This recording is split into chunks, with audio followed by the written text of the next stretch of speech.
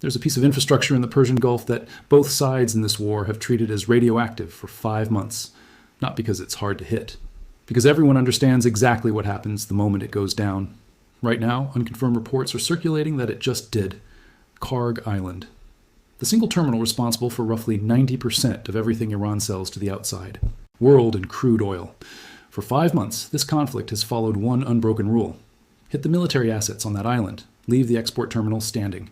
Tonight, that rule may be breaking, and the word spreading through shipping channels and open-source trackers is fire at the loading complex itself. Before anyone runs with that as confirmed fact, here's the honest version. Details like this, the first hours are almost never clean. Satellite confirmation takes time. Independent analysts need daylight and imagery before anyone can say definitively what's actually damaged versus what's just burning on the surface. So we're going to treat this the way it deserves to be treated. As a developing story with real weight behind it, not a settled outcome. What we can tell you with total confidence is why this specific location, if it really has been struck, changes the entire shape of this war. So let's get into it. We'll cover what Carg actually is, why it survived this long, the exact sequence of threats that led to this moment, and what happens to oil markets and to Tehran's ability to function if this holds up. If you want to follow this story as it develops, go ahead. And subscribe now, because this is the kind of night where the picture changes by the hour.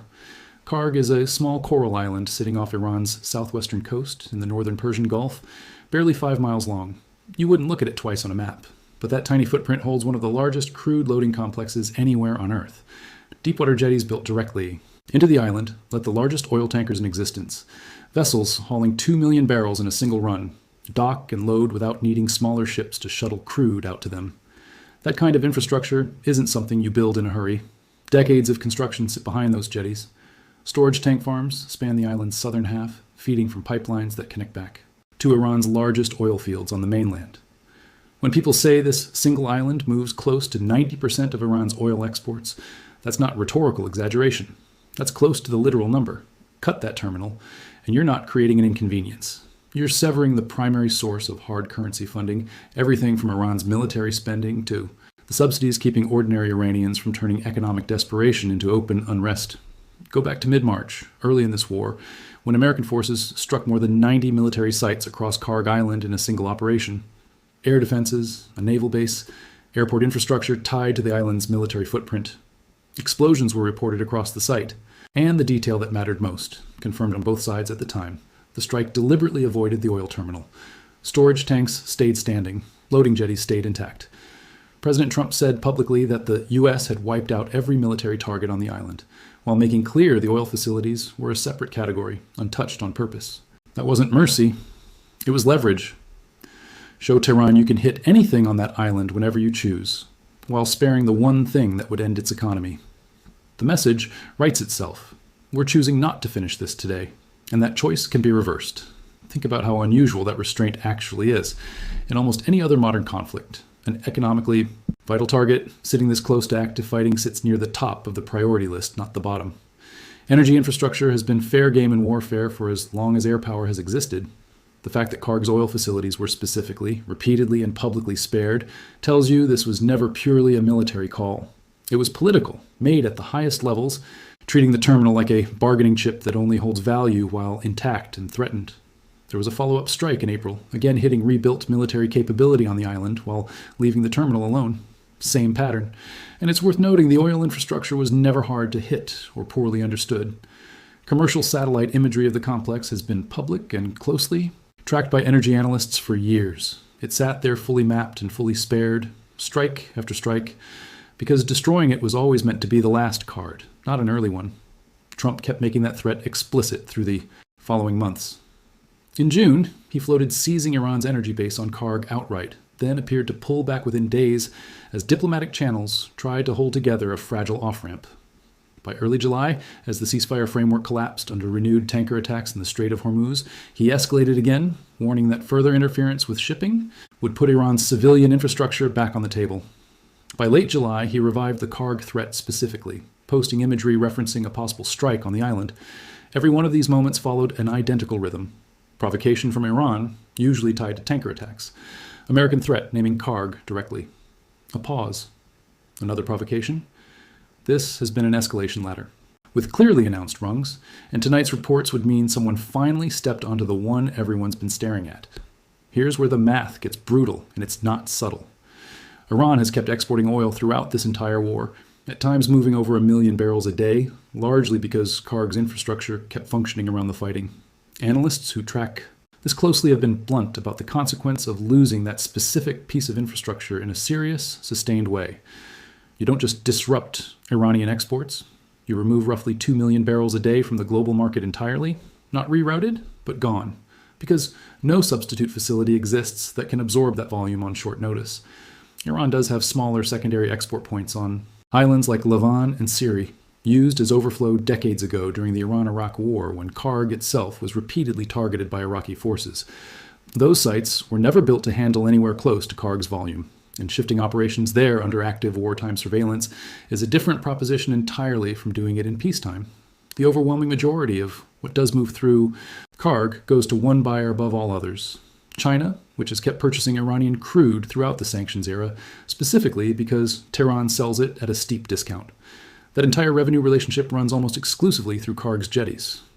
Damage that, even partially, and you're not hurting a budget line item. You're attacking the mechanism that pays IRGC salaries and subsidizes the fuel and bread prices, keeping large parts of the population from turning frustration into open uprising. It matters which part of the complex actually gets hit. Storage tanks make for dramatic footage, but they're rebuildable in a relatively short window, and crude can still theoretically load if the jetties and pumping systems survive. The real prize, strategically, is the loading infrastructure itself: the deepwater jetties, pipeline manifolds, and pumping stations that move crude from storage into a tanker's hold. Damage the tanks, and you get a headline and a short-term disruption. Damage the jetties and pumping systems in a serious way, and you've created a repair timeline measured in many months, potentially longer, because that kind of specialized deepwater equipment isn't something Iran can simply truck in under the weight of current sanctions. Picture a business running on a single client representing 90% of revenue. Something happens to that relationship, and it doesn't matter how solid your smaller accounts are, the business is in immediate existential trouble. That's the position Iran's economy has occupied this entire war, and everyone from oil traders to sanctions analysts has known it. Once you hit Carg's actual oil infrastructure, and not just the military assets around it, you've moved from a war about controlling a waterway into a war about ending a government's ability to function financially. There's no walking that back. The way you can walk back a strike on a radar site. Radar gets rebuilt in months. A terminal built for supertanker scale loading with decades of pipeline infrastructure behind it does not get rebuilt on any timeline that helps a government trying to survive week to week. To be fair to the other side of this, hitting Carg doesn't automatically end the war overnight. Iran has weathered enormous pressure already. Exports that dropped close to zero at points during earlier blockades, a currency that's lost most of its value, inflation at levels that would be a full-blown collapse almost anywhere else, and the regime has kept functioning, kept paying its core security apparatus, kept suppressing unrest through force. So this isn't a light switch. What it removes is the last card the regime had left. Up until now, no matter how bad the military picture got, leadership could tell its own hardliners the money was still coming in. Take that argument away, and you're looking at a government with almost no legitimate mechanism left to generate the hard currency it needs to function as a state. There's a maritime dimension too, separate from the economics. Carg sits close to some of the busiest shipping lanes on the planet. Any sustained fire or damage there creates immediate knock-on effects for traffic in the area.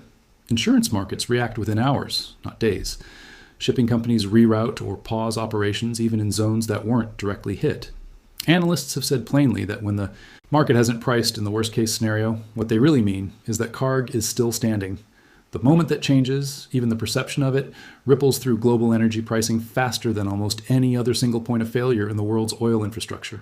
Throughout this war, there's been an implicit understanding that certain targets represented genuine red lines. Tehran itself, the nuclear stockpile question, and Kharg Island, arguably the most economically consequential of the three.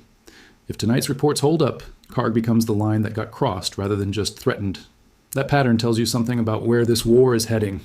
Every one of these supposed red lines has turned out to be less of a permanent boundary and more of a temporary pause, one that holds until the provocation on the other side becomes frequent enough that crossing it becomes easier than continuing to threaten it.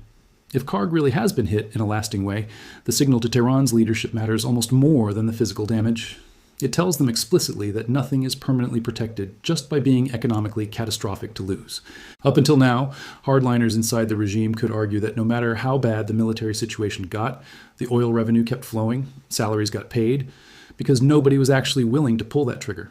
If that assumption just got shattered, it removes one of the last psychological anchors holding the regime's internal factions together around a strategy of simply enduring the pressure.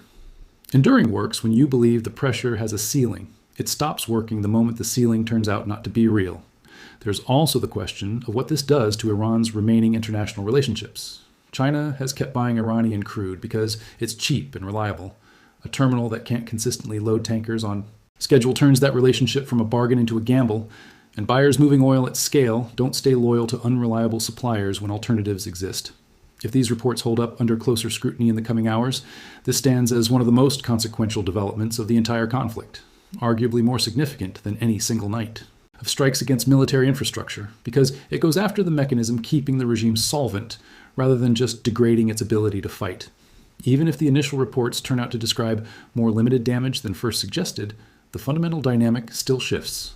The line everyone assumed was permanently uncrossable has now, at minimum, been approached. In a way it hasn't before. That precedent doesn't fully reset just because the damage ends up being repairable. Watch three things over the next few days. Watch what happens to oil prices. Watch whether independent satellite imagery confirms damage to the jetties specifically, not just the storage tanks. And watch whether Tehran follows through on its own repeated threat to retaliate against energy infrastructure tied to countries cooperating with the United States. Because that response would tell you as much about how seriously this line was actually crossed as anything happening on Carg itself. What do you think happens next? Does a confirmed hit on Carg force some kind of negotiated end to this war? Or does the regime find a way to absorb even this and keep grinding forward the way it has through every previous escalation? Let me know in the comments. If this breakdown helped you understand why this island has mattered more than almost any other target in this entire war, hit like, subscribe, if you want to follow this as it develops, and share it with anyone still trying to make sense of why oil traders are watching one small island in the Persian Gulf more closely than almost anything else happening right now. Thanks for watching, and I'll see you in the next one.